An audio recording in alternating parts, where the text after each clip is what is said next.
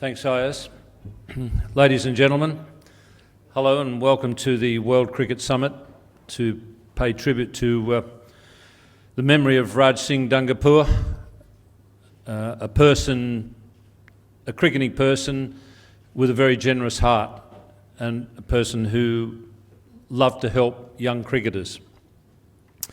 The man who was supposed to make this welcome, Mansur Ali Khan, the Nawab of Pataudi, better known not just to his mates but to everybody as the Tiger, unfortunately passed away a few months ago. It's a great honour and I deem it a privilege to pay tribute to Tiger, but it's also very sad. He died way too young and probably with still a lot to give, not only to cricket but to life. Fortunately, first of all, when I arrived in India recently in September for the Champions League, I didn't even realise that Tiger was ill. And I got to Hyderabad and I picked up the paper and it said that he was in hospital. So I sent him a text saying that I hope he was better soon and look forward to catching up again. And unfortunately, later on that day, he died.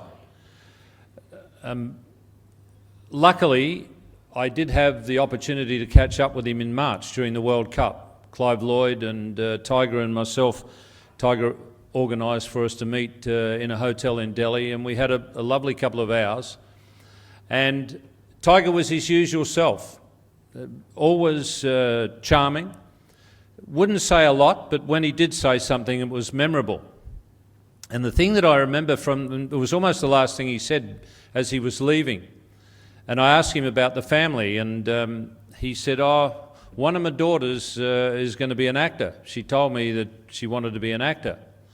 And when I queried her becoming an actor, she said, well, if my brother can do it, I can do it. And then this cheeky little grin came on his face, a typical Tiger grin, and he said, well, actually, that's not how she said it. She said, if my brother can do it, I can bloody well do it. And that basically was the last conversation we had together, but it was a nice memory.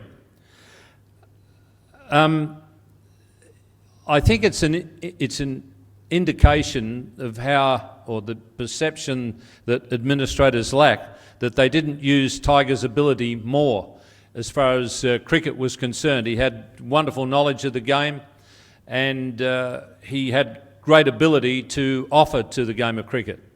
But I know that he did some work with IPL and he was used as a referee, but Tiger could have been used much more wisely in cricket if the administrators had been fair dinkum about finding out more from ex-players.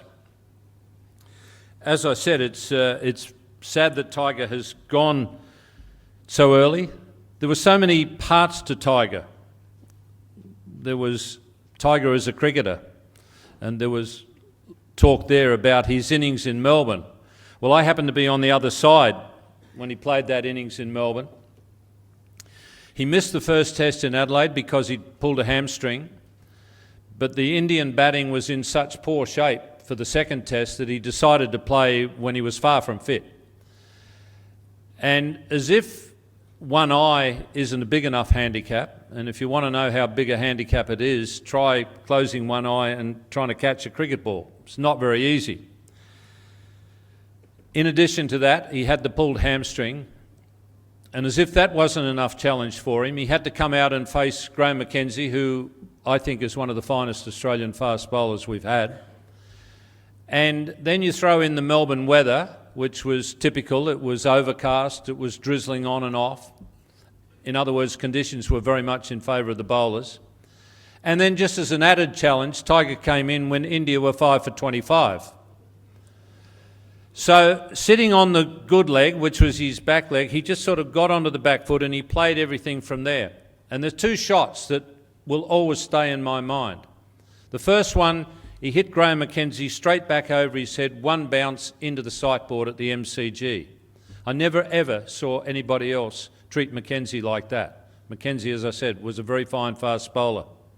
And when I say fast, I mean fast. Mackenzie could be pretty quick. The other shot that he played was off Dave Renneberg, who also could be quite quick. And Dave Renneberg pitched one around about leg stump, once again sitting on that back foot, and he went bang, and he hit it over mid-wicket, and it bounced once, and that was a much bigger boundary to mid-wicket. Bounced once, went over the fence. Those two shots will always stay with me from that innings. The other thing that I remember from that innings, as I said, it was drizzling on and off, so I think we were on and off the field about 5-6 times during the day. And each time, Tiger came out to bat with a different bat. And they were all Indian bats, and now, these days, Indian bats lead the world. But in those days, they didn't. They were basically copies of English bats, and they weren't so good. Anyhow, each time he came out with a different bat. That night after play, Barry Jarman took me into the Indian dressing room, and I met Tiger for the first time. And after I got to know him a little bit, I said to him, Tiger, you know, what was with all those different bats?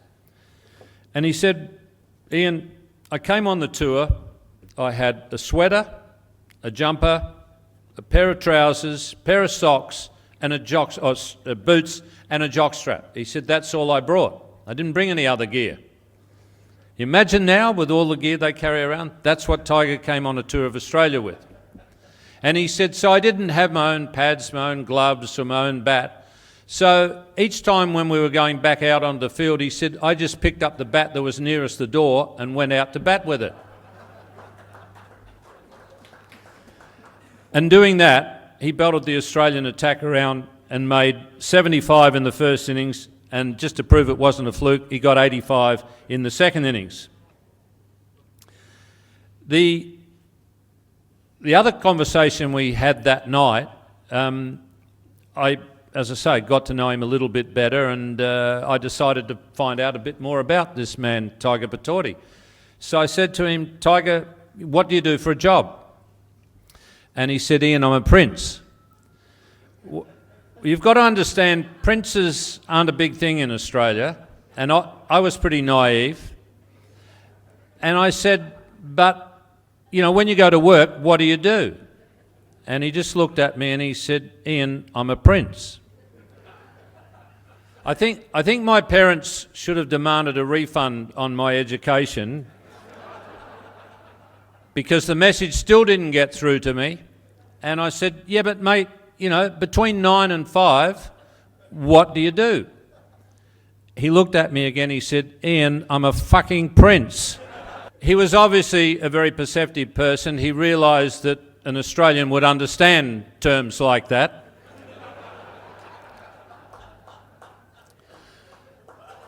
A few years later, or many years later, I was in India. It was when IPL was on, and Tiger was working with IPL on the governing committee. And I was doing some commentary with Ravi Shastri, and I heard Ravi on the phone talking, and I thought to myself, that sounds like he's talking IPL business with Tiger, you see. And I sort of gestured to Ravi. I said, is that Tiger? Yeah, he nodded. I said, give us the phone.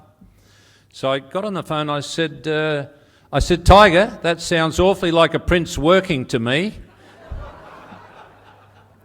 And we got a chuckle out of Tiger.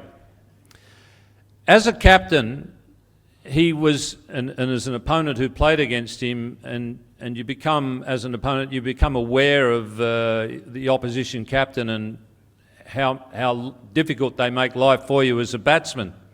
And Tiger certainly made life very difficult. He had 3 terrific spinners in Erapali Pisana, Bishan Bedi, and Bhagwat Chandrasekhar. G'day Bish, how are you? Good to see you. He had 3 terrific spinners, but he used them very wisely. And as I say, he made life extremely difficult for opposing batsmen. He also wasn't a captain to be pushed around. And I discovered this, I came on the tour here in India in '69 as vice-captain to Bill Lawry. And we were playing the second test match in Kanpur on probably the flattest pitch that I've ever played a test match on. And by well into the 5th day, in fact there was probably only an hour and a half of the test match left, India was still only halfway through their second innings and we hadn't even had a second innings. So the match was going nowhere, we were all getting pretty bored and I was damn sick of being in the field. So I went over to Bill. I think it was the only advice I ever gave Bill as a captain. Well, certainly it was probably the only advice that he ever listened to anyhow. And I said, Bill, do you want to get off this field? And he said, yeah, I wouldn't mind, I've had enough of this. I said, well, why don't you bring yourself on and have a bowl? I mean, I was assuming a little bit because I'd never seen Bill Lawry bowl in the nets. I just assumed that he did bowl because all I'd ever seen him do in the nets was bat. Anyhow, he said, yeah, that's a good idea, I'll give it a try. So he came on and he bowled a pretty ordinary over and it worked. Tiger declared immediately and I thought, that's good, we've had a bit of success here. But I should have known better with this opposing captain. I didn't know him so well then, but I should have known better. India came out to field and guess who opened the bowling? Tiger Pataudi. But he didn't just open the bowling, he measured out his run to take the new ball. I suppose as a new ball bowler you've got to have a long run. But this was ridiculous. Tiger went all the way back to the sight board and he pushed off the sight board to bowl the first ball just to get his message across. Hey, you ain't pushing me around. He bowled the one over and didn't bowl again just to let us know I'm not going to be pushed around by you upstart Australians. And that's the sort of guy Tiger was. Everyone talked about him being a gentleman, and he was. But he wasn't a gentleman who could be pushed around. And as a captain, I remember we were in Delhi. I think it was, I can't remember, we were doing a tournament here. And we were at Abbas Ali Beg's house for a function.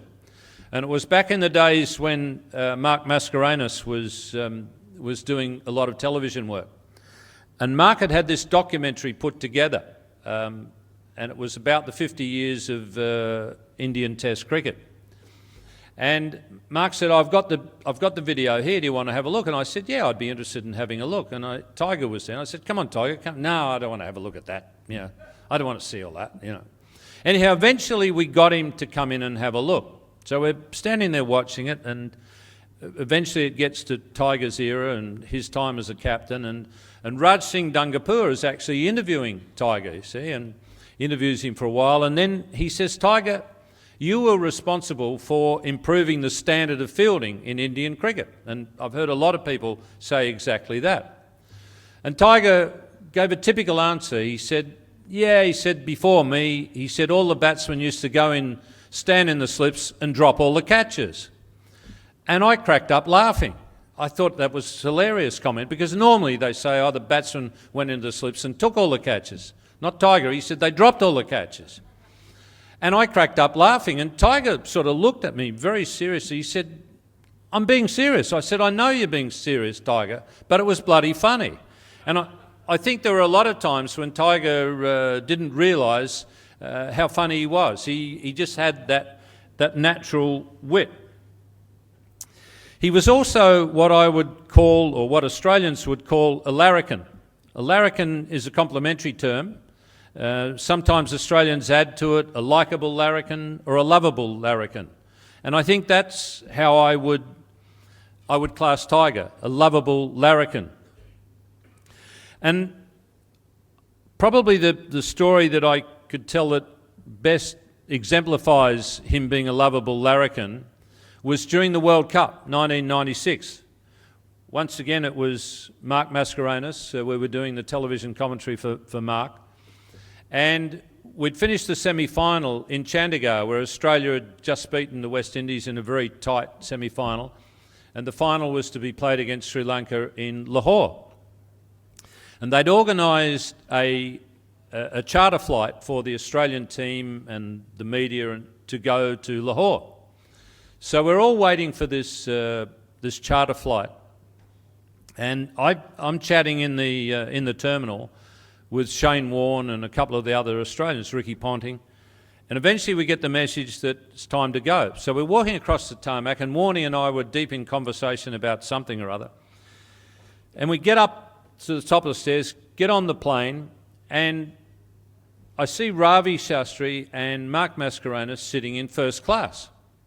And I know that we're all booked economy. You know, we've got the green strip on our boarding pass, which is economy, not the red strip. We've got the green strip.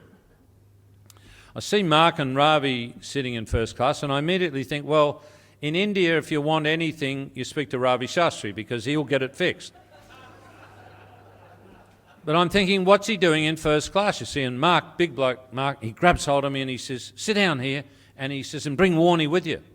I said, mate, I'm in economy, you know, I'm not in first class. He said, sit down. I said, what's going on?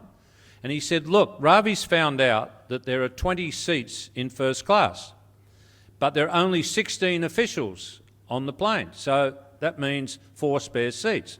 So we're in 2 of them. You and Warnie get in the other 2.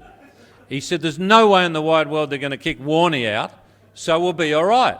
And I'm saying, mate, you know, no, sit down. And Warnie, poor old Warnie's saying, oh, look, all the Australian team, they'll give me buggery if they come here and they see me sitting in first class. And he was right. As all the players, oh, Warnie, you're in first class, are you? Oh, that's nice for you. We're up the back. So Tiger is sitting with Sharmila in the first row of economy, and he sees and hears this, you see, what's going on. And this gives you an idea of how perceptive, how quick the brain is, you see. Tiger sees Warnie and I sit down, and he jumps up, and as I say, there's one administrator sitting in first class, the rest haven't boarded yet. And Tiger says, hey, Ayaz, give us a look at your boarding pass. So he hands over his boarding pass with the red strip on it, you see. Tiger looks at him with his boarding pass pretty close. He's looking at him here like that, you see. And then he goes, there you go. And he hands back the boarding pass, but he turns it over the other way so you can't see the colour of the strip. Boom, like that. Gives it back to Ayaz, you see. And he plonks down next to Sharmila. 20 seconds later, Sharmila and Tiger are in first class. Tiger with a red boarding card. I thought to myself, that was quick thinking, and it was typical Tiger. Having also heard all the stories about the practical jokes that he played on his property, it didn't surprise me one little bit. But it's been, as I say, a great honour and a privilege to remember Tiger and to pay tribute to Tiger, who I looked upon as a tremendous competitor and a great opponent, an enjoyable opponent. I'll always think of him as an interesting and thoughtful character, and I always enjoyed his company. Appropriately, my favourite animal in life is the tiger, and he was also one of my favourite human beings. Thank you, ladies and gentlemen.